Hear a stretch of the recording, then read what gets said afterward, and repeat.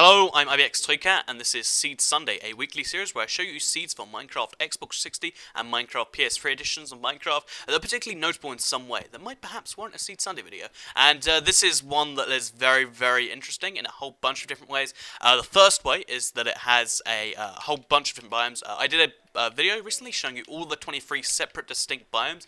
This has, I believe, 17 off the 23 of them, which is, a very ridiculously high number for one seed. If you look, it's got a whole bunch of them. If you wonder what I mean by that, most people think there's only like an 8 or 9 biomes, but there's in fact 23. So I'll link that video on screen and in the description. Second of all, it has 2 desert villages. Desert villages are a lot rarer than regular villages, and they're both very deformed in their own way, which is always fun to look at. You can actually almost see one straight from the spawn.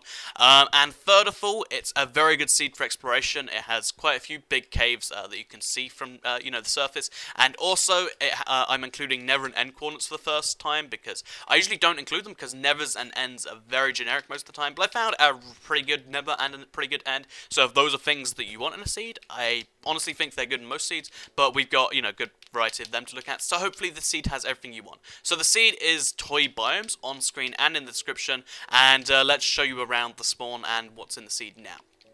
So basically, this is where you spawn, or at least this is where I spawned the first time. I used glowstone to mark it, meaning you can spawn anywhere from this jungle tree to this jungle tree, but you generally will spawn on top of a tree, which is always a fun spawn, because it means you can just straight away from your spawn, just chop down and get wood. It's literally a second after spawning, which is always fun. And what I recommend you do after you've got some wood and you've got your basics going, I wouldn't recommend staying in the jungle too long. Jungles, honestly, they're not that fun. This is a really good jungle in my opinion because it's got, like loads of river stuff and lots of caves to explore. So if you want to get your ore, you kind of just can. You just have to go through some caves and stuff. And jungle caves are a little just interesting because of the fact that they've got vines all over them.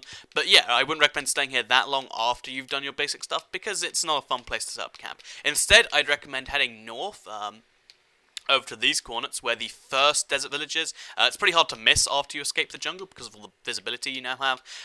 And here is the first NPC desert village, as I just said. So, the thing that makes this one so interesting is for some reason, first of all, actually, it has a blacksmith chest, which has 2 iron chest plates in it, and some bread, which 2 iron chest plates is odd, but if there's 2 of you doing a duo survival, that's always cool. You can both have armor rather than fighting to the death over the existing armor. And second of all, there are just 5 of these poles floating in the middle of the ocean, right next to the world edge, by the way. And none of them are actually in the village itself for some reason. And one of them has a torch which is detached from the block, which is very odd. I don't know how that happened, but yeah, it's very, very weird why that happened for some reason. As well as that, it's just a really good example of a desert village. It's got a sandstone temple thing, or not temple, a sandstone church, I think it is, and that's, kind of rare. And finally, there's just some random ice chilling by the village. Like, it's in between a jungle and a desert, and then there's ice. I don't know what the logic is, but yeah, so that's always a fun village, and it's close to spawn, so you can get some trading done right from the get-go. As well as this, there's always some easy sugarcane, which is always nice. And a little, water pit, because those are fun. And actually, there's a little bit of coal in there. So if you haven't got coal yet, always a nice opportunity to get there. But yeah, let's head across the desert now. It's actually a really big desert, because all of the desert on this map is just in one place. I'd recommend following the river along, because it's just an easy thing to follow. You just go, wee. It gives you a really nice sightseeing tour of the world, and then eventually, if you follow the river up long enough, you'll end up at the second NPC desert village. So, as I said, this one's even more deformed than the first one. If you look, there's just an NPC villager house here that's just got all of this on top of it, and it's not as if this even links to anything. It just goes to here, which floats above the ground. I have no idea why this is, or why this should happen, but it's very, very amusing to look at, and just as a fun thing, if you want to do this, I believe if you punch some of it, it'll make the whole thing be affected by gravity, and this will happen. Of course, it only makes a little bit, because there's a lot of sandstone in there, but if you do it, it's always fun to just have lots of sand appear from nowhere. Or you could make a house on top of here and confuse people that way. Either way, whatever you decide to do, it's a cool village. The second thing that's very deformed is, also there's this, but second thing that's particularly notable that's deformed is the fact that one of the houses is on top of a hill like this, which is also on top of another house, which gives you stairs that look like this, and And I don't know how you're meant to climb these stairs properly, but it's not a particularly easy task, and also it makes you end up on the roof of another house to even get there. I think it's very, very odd, and it's definitely worth trying out. And when you get to the top, you get an NPC villager house with a crafting bench and some bookshelves. So whether that's worth it or not, I don't know, but it's very interesting, to say the least. So this is the second desert MC village. Also, it's surrounded by a river, so it's actually safe from all sides if you light it up well enough, which is always a fun thing. So finally, let's head to the third MC village. This is not a desert village, but it's still worth checking out because it's just an MC village with a blacksmith chest. So also along the way you see this, which is odd. But yeah, let's head there now. So it's in the little plains biome, so if you just head along the snow biome, which by the way, there's like 3 of those in this map for some reason. Here you go, here you are. It's a 5 house NPC village, which is pretty small for an NPC village. Unfortunately though, one of those is a blacksmith chest. So if we head inside, it gives you a helmet, leggings, 2 diamonds, which is enough for a sword, and 2 bread. And if you've combined that with the previous blacksmith chest, that's almost full armor. All you need is 1 piece, and also a diamond sword, literally just from blacksmith chest, which is kind of incredible. Besides that, this NPC villager isn't that great. This just doesn't make a whole bunch of sense, and it's not really worth spending a whole bunch of time in unless you make a house here because you want to explore the nearby caves. So as I said, I did mention this earlier, this is a great seed for caves and for exploration because next to this MC village there's just this massive, massive cave. It's in terms of like area, it's bigger than a ravine, and it's just kind of sitting here right next to the village. So it's definitely worth exploring because there's loads of little offshoots from it that all go a great distance. And if you want to get some ores or whatever, or you just want to explore a big, big cave that makes you feel like you're tiny for some reason, then this is the seed for you. So we're going to quickly go to sleep now because it's getting nighttime, getting to nighttime, I should say. And I don't like it at nighttime. You can see slightly less clearly.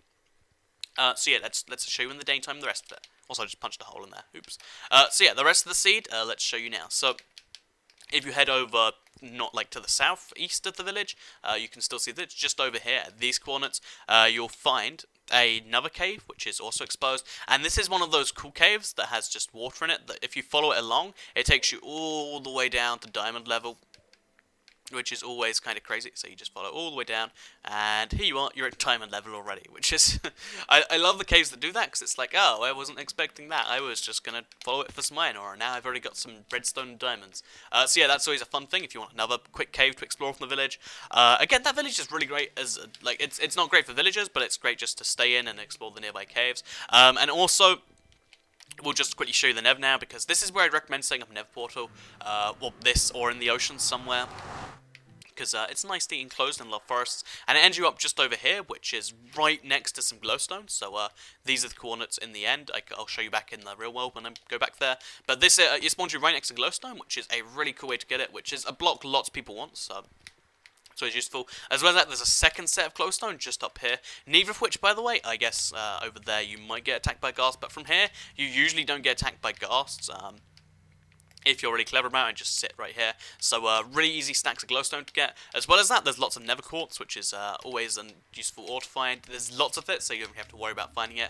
And then second of all, you can head along this stretch where usually there isn't a ghast, but one has managed to spawn just here. So easy kill for me if I manage to kill him. But if you head from the Nether Portal along this stretch just over here, you get a really, nice walk. You should probably barricade it or something if you want to be entirely safe. But if you just follow this all the way along over to here, and then make some form of a staircase up here, which admittedly this is a long path to take, but it gives you a really epic view of the entire Nether Fortress, because you can see it goes all the way from there to there, and this is just, I know, this is one of the best views from this map in my opinion. You just see everything. And now if you just head up to this little peak up here, you follow this along, you can find yourself in the actual Nether Fortress, and you can start exploring it, trying to get the blazes if that's what you want. There's one blaze spawner located just over here, and one blaze spawner located over here.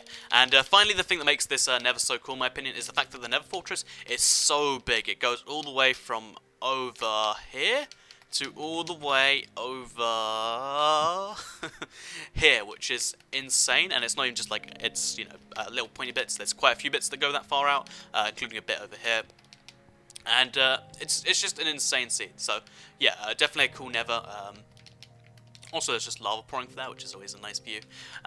Just as a challenge for yourself, if you're doing this, make it your challenge to try and get this glowstone. That's my challenge for you. It's not really an easy task, so if you want to have a fun challenge, try and get this glowstone. So, heading back out the Nether, just as a pro tip, if you need to escape the Nether, just try and head this kind of way. Head along here, head down your staircase that you made, head all the way back here. And admittedly, this is a long walk, but you know, you get to experience the Nether, which is always fun. Alternatively, if you want to just spawn in the portal, you can make your portal near the ocean, but that's not what I prefer doing. But yeah, so let's head back to the real world now, and let's head to the further southeast, not southwest, that doesn't make any sense. So, sorry, wrong way.